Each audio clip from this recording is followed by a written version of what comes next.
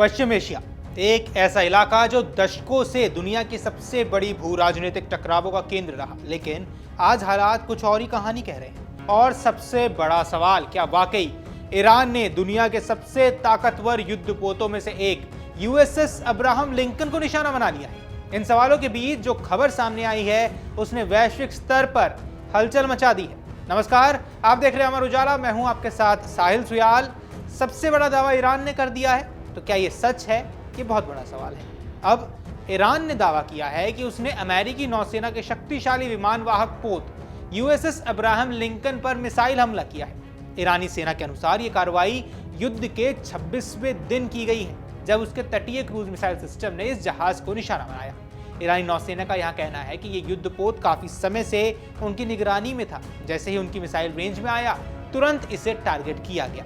अब यहां ईरान का दावा है कि यह हमला सफल रहा है, लेकिन यहीं से कहानी में ट्विस्ट आ जाता है। अमेरिका की ओर से इस हमले की कोई आधिकारिक पुष्टि नहीं की गई है, ना तो किसी नुकसान की बात कही गई है और ना ही इस घटना को स्वीकार किया गया है। ऐसे में सवाल ये उठता है कि क्या ये सिर्फ एक रणनीतिक बयान है या वास्तव में कुछ बड़ा हुआ है जिसे दुनिया से छुपाया जा रहा है। इस पूरे घटनाक्रम के बीच एक और दिलचस्प पहलू सामने आया है। पाकिस्तान ने अमेरिका के युद्ध विराम प्रस्ताव को ईरान तक पहुंचाया है, यानी एक तरफ सैन्य कार्रवाई तेज हो रही है, वहीं दूसरी तरफ पर्दे के पीछे बातचीत की कोशिशें भी चल रही हैं। लेकिन ईरान ने फिलहाल किसी भी तरह के समझौते या बातचीत के संकेतों को खारिज कर दिया है। तेहरान का साफ कहना है कि वह दबाव में आकर कोई फैसला नहीं करेगा और अपनी ही शर्तों पर आगे बढ़ेगा।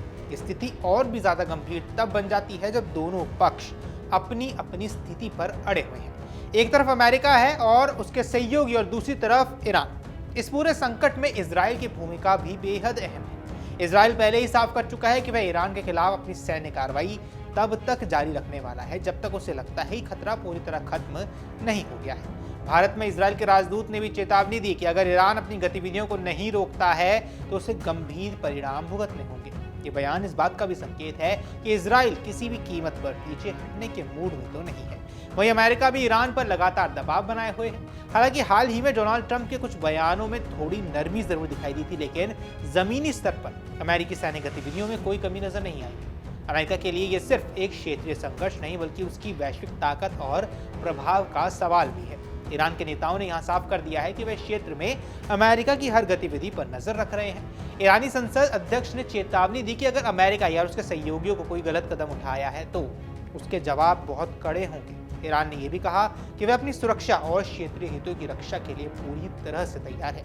यानी यह साफ है कि ईरान पीछे हटने के मूड में तो नजर नहीं आता है। ये बयान सिर्फ शब्द नहीं, बल्कि एक स्पष्ट संकेत भी है कि आने वाले दिनों में हालात और बिगड़ सकते हैं। आइए अब ऐसे में बात कर लेते हैं उस युद्धपोत की जो इस पूरे विवाद के केंद्र में बना हुआ है, यूएसएस अब्राहम लिंकन। अब ये कोई साधारण जहाज नहीं, ये अमेरिका की नौसेना का एक परमाणु ऊर्जा से चलने वाला विमान वाहक पोत है, जिसे दुनिया के सबसे शक्तिशाली सैन्य जहाजों में भी गिना जाता है। आइए अब इसकी मुख्य खासियतों के बारे में बात कर लेते हैं। ये निमिट्ज क्लास का एयरक्राफ्ट कैरियर है जो अपनी श्रेणी में सबसे उन्नत माना जाता है। ये परमाणु ऊर्जा से चलता है, यानी इसे लंबे समय तक बिना ईंधन भरे समुद्र में तैनात रखा जा सकता है। ये एक बार में 90 से ज्यादा लड़ाकू विमान और हेलीकॉप्टर अपने साथ ले जा सकता है। इसमें करीब 5000 से ज्यादा क्रू मेंबर्स होते हैं, यानी ये अपने आप में एक चलता फिरता शहर है। ऐसे में सवाल उठेगा कि आखिर ये कैसे काम करता है। तो यूएसएस अब्राहम लिंकन समुद्र में चलते चलते ही फाइटर जेट्स को लॉन्च और लैंड करवा सकता है। इसमें F-18 जैसे अत्याधुनिक लड़ाकू विमान, हेलीकॉप्टर और निगरानी विमान तैनात होते हैं। युद्ध के दौरान ये 3 अहम भूमिका निभाता है: हमला, निगरानी और सुरक्षा। यही वजह है कि इसे अमेरिकी नौसेना की ताकत का सबसे बड़ा प्रतीक भी माना जाता है। अब अगर हमला हुआ तो उसका क्या मतलब होने वाला है? अगर ईरान का दावा यहाँ सच है और उसने वाकई इस युद्धपोत को निशाना बनाया है, तो इसका मतलब बहुत बड़ा है। यह सिर्फ एक सैन्य हमला नहीं होगा, बल्कि अमेरिका को सीधे तौर पर चुनौती देने जैसा होगा।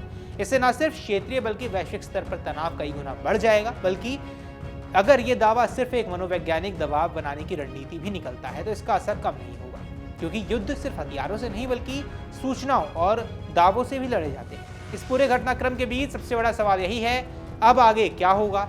क्या अमेरिका इस दावे पर कोई प्रतिक्रिया देगा? क्या ईरान अपने रुख में बदलाव करेगा?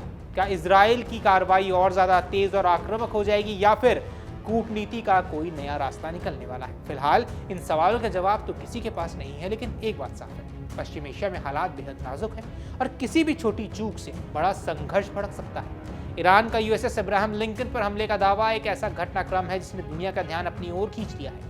भले इसकी पुष्टि नहीं हुई हो, लेकिन इससे ये जरूर साफ हो गया है कि अमेरिका ईरान के बीच तनाव अपने चरम पर है। जहां एक तरफ सैन्य ताकत का प्रदर्शन हो रहा है, वहीं दूसरी तरफ कूटनीतिक प्रयास भी जारी है। लेकिन जब दोनों पक्ष आमने सामने अपने रुख पर अड़े हुए हों तो शांति की राह आसान नहीं होती है। अब दुनिया की नजरें इस बात पर टिकी हैं कि ये टकराव किस दिशा में जाने वाला है, युद्ध की ओर या शांति की ओर। बाकी आपको क्या कुछ लगता है हमें कमेंट सेक्शन पर जरूर बताएं।